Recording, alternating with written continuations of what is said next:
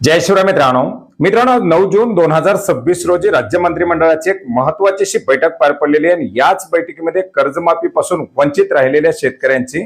कर्जमाफी करण्यासाठीचा निर्णय घेण्यात आलेला आहे। मित्रांनो 2017च्या कर्जमाफीपासून जवळजवळ 6 लाखाच्या आसपास शेतकरी वंचित राहिलेले होते आणि सुप्रीम कोर्टाच्या माध्यमातून या शेतकऱ्यांची कर्जमाफी करण्यासाठीचे निर्देश सरकारला देण्यात आलेले आहेत। एकंदरीत आपण पाहिलेले की याच्यासाठी गेल्या 2 ते 3 वर्षापासून आढावा सुरू आहे। याच्या संदर्भातील कर्जमाफी करण्यासाठीची तरतूद देखील करण्यात येते आणि या बजेटमध्ये सुद्धा साधारणपणे 500 कोटी रुपयाची तरतूद या कर्जमाफीसाठी करण्यात आलेली होती आणि एकंदरीत या शेतकऱ्यांची कर्जमाफी हे सरकारला करणं भागच होतं। परंतु पुण्यश्लोक अहिल्यादेवी होळकर शेतकरी कर्जमाफी योजना आणली जात असताना या दोन्ही योजनेतील वंचित राहिलेल्या शेतकऱ्यांना वगळण्यात आलेलं होतं आणि 1 एप्रिल 2019 नंतरची कर्ज याच्या अंतर्गत घेण्यात आलेली होती। त्याच्यामुळे 2017च्या कर्जमाफीमध्ये बाकी असलेले 2019च्या कर्जमाफीपासून वंचित राहिलेले ज्यांना ओटीएस योजना घेता आली नव्हती, ज्यांची कर्ज 2 लाखापेक्षा जास्त होती, अशा शेतकऱ्यांचं काय होणार हा एक प्रश्न या ठिकाणी निर्माण झालेला होता आणि यामुळे राज्यामध्ये एक मोठ्या प्रमाणात रोष निर्माण झालेला होता आणि याच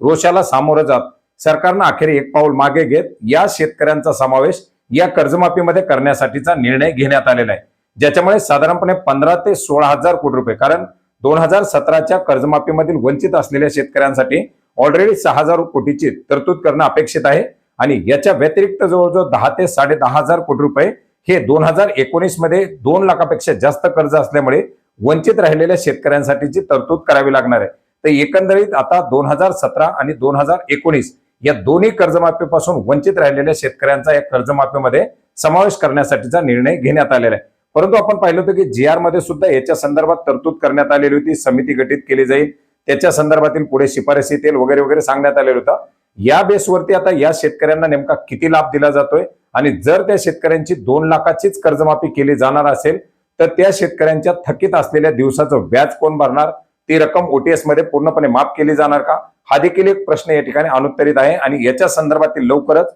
एक डिटेल अपडेट समोर येतील। याच्या संदर्भातील काय निर्णय घेतला जातोय किंवा त्याच्या संदर्भातील अधिकृत असा जीआर निर्गमित केला जाईल किंवा एखादं शुद्धीपत्रक काढलं जाईल, ते आल्यानंतर त्याच्याबद्दल सुद्धा सविस्तर अशी माहिती घेण्याचा प्रयत्न करणार आहोत। परंतु शेतकऱ्यांच्या एकीचं बळ कुठेतरी दिसायला लागलेलं आहे, त्याच्यामुळे आणखीनही याच्या अंतर्गत असलेले निकष बदलण्यासाठी 2019 मध्ये पात्र केलेल्या शेतकऱ्यांना पुन्हा एकदा या कर्जमाफीमध्ये समावेश करण्यासाठी किंवा नियमित कर्जदार शेतकऱ्यांना वाढीव अनुदान देण्यासाठी असाच जोर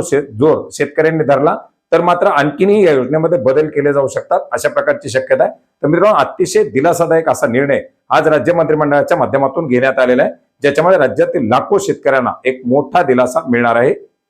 धन्यवाद।